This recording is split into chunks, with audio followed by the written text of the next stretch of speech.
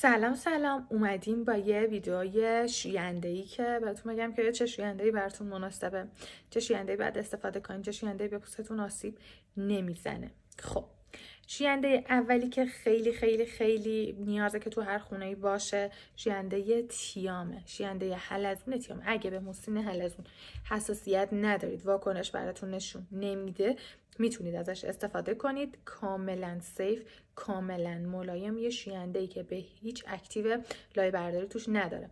ترکیبات رطوبت رسان، التیام بخش، آرام کننده پوست توش داره. وقتایی که کاری تهاجمی کردین، مثلا نمیدونم نیدل کردین، پیل آلگا کردین، نمیدونم دیگه، حالا هر کار تهاجمی دیگه ای توی کلینیک انجام دادید، بعدش حالا بعد چند روزی که مجدد از شوینده استفاده کنید، میتونید از شوینده تیام استفاده کنید. خیلی ملایمه و خیلی توصیه میکنم که یه دونه تو خونه داشته باشید. رنج قیمتیش هم فکر میکنم یه چیز در حدود 1 خورده‌ای باشه، 100 1,200 تو این رنج، ولی یه بوی خیلی ملایمی داره، بافتش ژله و حتما برای کسی که سد دفاعیشون هم آسیب دیده میتونه شوینده خوبی باشه. اما اگر به موسین حلزون حساسیت داشته باشید میتونه واکنش خیلی بدی به پوستتون بده و من اصلا توصیهش نمیکنم. اول تست کنید، اگر از محصولات حلزون استفاده کردین واکنشی براتون نداشته میتونید ازش استفاده کنید، گزینه خوبیه. دومین شوینده‌ای که قیمتش خوبه و میتونید ازش استفاده کنید شوینده پوست چرب مارگریت. حالا چه خوبیایی داره چه بدیایی داره، این نسبتاً قویه برای کسایی که خیلی پوست سوپر چربی دارن و پوستشون پر از آکنه و جوشه، میتونه گزینه خوبی باشه. زینک PCA داره که چربی پوست رو کنترل بکنه و فکر میکنم سالسیلیک هم داشته باشه داخلش. باید چکش بکنم تو ترکیباتش ببینم که توش سالسیلیک هم آیا زینک PCA داره، سالسیلیک داره، بله درسته. و اینکه نسبتاً شوینده قویه، توش تیتری داره، روغن درخت چای داره و بوش نسبتاً ملایمه، ولی روزانه هم میتونید ازش استفاده کنید. اگر پوستتون سوپر چربه، اگر خیلی جوشای سرسیاه زیرپوستی جوش فعال دارین، کنترل جوش و کنترل چربی داره و در عین حال تعادل پوست هم حفظ میکنه. جوری نیست که حالا خیلی پوستتون باش اذیت شه یا بره تو دسته شوینده‌های خیلی قوی.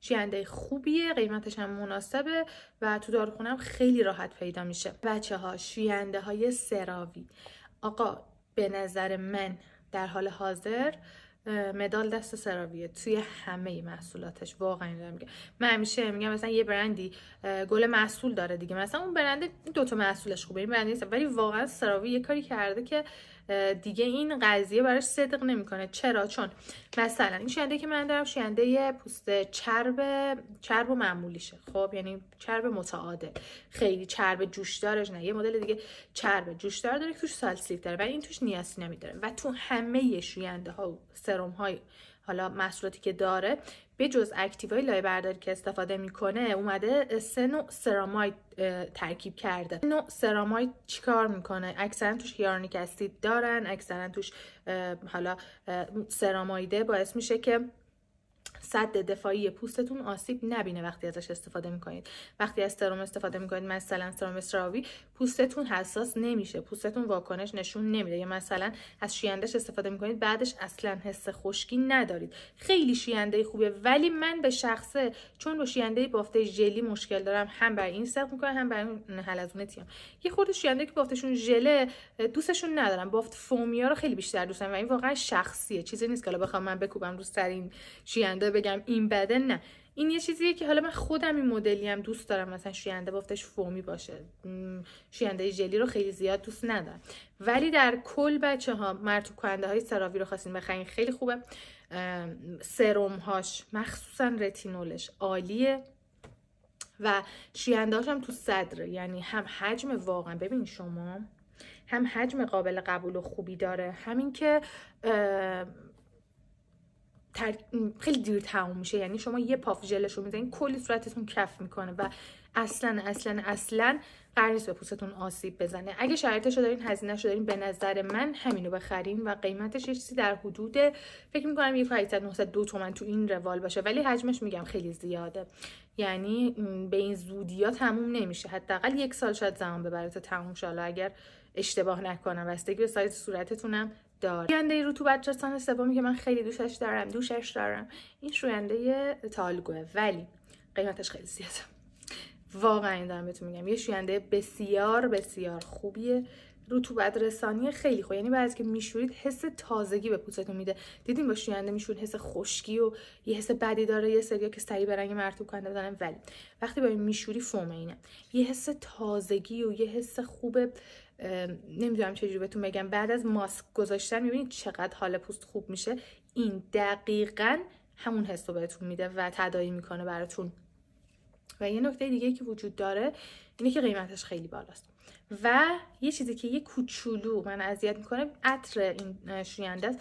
یه عطر شیرینی داره. یعنی ببین مثلا من رایحه ها رو دوست دارم، یعنی مثلا یه چیزی رایحه داره خیلی حس خوبی بهم میده تا اینکه هیچ رایحه‌ای نداره. اکثر محصولات کره رایحه نداره و این اذیت کننده است، ولی یه رایحه خیلی ملایم باشه لذت بخشه برای من. ولی این یه بوی شیرینی داره، نمیدونم چه جوری بهتون بگم، اون یه کم منو میزنه، ولی نمیتونه، حالا این نظر شخصی منه، نمیشه بیام اینو تخریبش کنم، چون واقعا هم کارشو خوب انجام میده، هم میگم بهتون اولین شوینده ایه که من وقتی میزنم بعدش با آب صورتم میشم یه حس تازگی و یه حس نمیدونم جون میده، قشنگ یه حس تراوتی میده، ولی هیچ وقت باهاش حس خشکی رو نمیتونید داشته باشید، چون این مدل اقیانوسش اگه اشتباه نکنم رطوبت رسانی خیلی خوبی داره برای پوستتون و میگم اگه پوست حساسی دارین میتونین اینو توی روتینتون اضافه کنید، ولی قیمتش خیلی بالاست، چیزی در حدود 3800 3900 و اینا. بریم سراغ شوینده های پودری آنزیمی. اینا چه جوریان؟ اینا برای کیا مناسبه باشه؟ همه میتونن از این استفاده کنن، ولی بیشتر کسایی که پوست حساسی دارن اینو براشون خوبه، چون آنزیمی ان و لایه برداری آنزیمی انجام میدن. یه دونه که من دارم پاپاراچیه، یه دونه آنوا که این برنجشه، اینم توش سراماید داره و اینا هم خیلی خوبن. این شوینده پودریه رو با آب ترکیب میکنم، من میزنم، لایه برداریش خیلی ملایم و سیفه و در کل شوینده خوبیه پودریا. حالا بستگی به علاقتون داره به بافتش که مثلا آیا با این میتونید ارتباط بگیرید یا نه، ولی این مدل آنوا هم ماسک هم شوینده، یعنی شما اگه حجم زیاد شو با آب ترکیب کنید، حالت کشدار میگیره، دیدید توی تیک تاک و یوتیوب خیلی ویدیوهاش میزنید رو صورتتون اونجوری کشدار میشه، میتونین بذارین بعد از اینکه ماساژ شستشو رو دادین نشورین، مثلا اجازه بدین یه حدودی مثلا میشه گفت 10 دقیقه الا 15 دقیقه رو پوستتون بمونه و مثل ماسک میشه و بعد از 10 الا 15 دقیقه که شستشو دادین خیلی پوستتون رو لطیف و نرم میکنه. حالا اینم سلیقه‌ایه، من جفتش هم دوست دارم، میارم نزدیک ببینیدشون. اینا جفتشم من دوست دارم. چند تا شوینده دیگه هم دارم که بهتون نشون بدم، حالا توضیح بدم راجبش بهتون. یه دونش بچه‌ها دوباره این شوینده سراویه که برای پوستایی که خیلی جوشای شدیدی میزنن، چون توش بنزوئیل پروکساید داره، یه ترکیب خیلی قویه، اگه پوستت به شدت جوش میزنه، یه حالت جوشای به قولی حالا گاهن باکتری یا قاهن جوشای باکتریایی خیلی شدیدی داری، میارم نزدیک ببین میتونیم چون نمیگیره بگیر. از این شوینده استفاده کن. شوینده دیگه داریم اون بالا، من براتون میارم میبینید.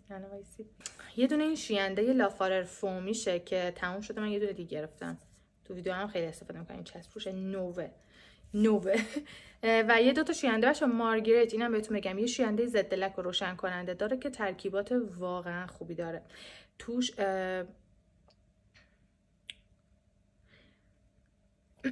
توش فکر میکنم اگه اشتباه نکنم آربیوتین داره، هیالورونیک اسید داره و لیکورایس داره، شیرین بیان داره و ترکیبات روشن کننده داره. انواع پوست و شب میتونن ازش استفاده کنن و به شدت قیمت مناسبه و برای کسایی که لک دارن شوینده خوبیه، هم ضد لک هم پوست رو روشن‌تر میکنه، یعنی انواع پوست راحت میتونن این استفاده کنن. تو داروخونه راحت پیدا میشه. این دو مدل شوینده مارگریت من دوستش داشتم، تست کردم، به نظرم شوینده های خیلی خوبی هن. دو تا دیگه، یه دونه دیگه شوینده میمونه اینجا، این فومیه رو بهتون گفتم که حالا بیام توضیح بدم. باشه ببین بافتش من دوست دارم، عاشق بافتشم. میزنی قشنگ یه فومی بهت میده، ملایم، پوستت اصلا اذیت نمیکنه و برای روزانه میتونی بذاری توی روتینت، مشکلی نداره و همین دوستش دارم من. اگه خواستید شوینده فومی بگیرید، حجمش هم خوبه، خیلی دیر تموم میشه، خیلی. نمیدونم چرا زبونم میگیره. سراغ این شوینده سراوی، این مدل چیزش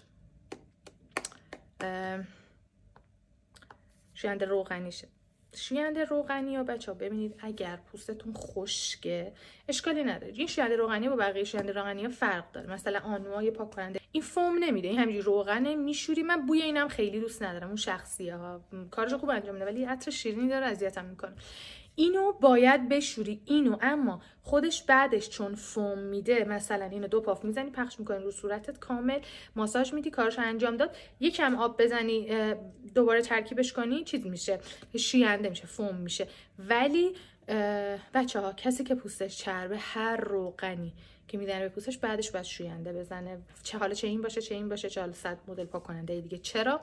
چون روغن روی پوست بمونه میتونه یه سری از بیماری‌های پوست رو تشدید بکنه. مثلا میتونه انگل دمودکس رو تشدید کنه، میتونه مثلا آکنه های قارچی رو تشدید کنه، قارچ مالاسزیا رو تشدید کنه روی پوست، یا میتونه مثلا درماتیتو اگه پیش زمینش باشه بیشترش بکنه. خیلی به این نکته دقت کنید. اگر پوستتون خشکه که اوکی مشکلی نداره میتونی استفاده کنی، بعد دیگه شوینده نزنی. ولی اگه پوست چربی داری آقا تو بعد از اینم باید پوستتو با شوینده بشوری، فراموش نکن.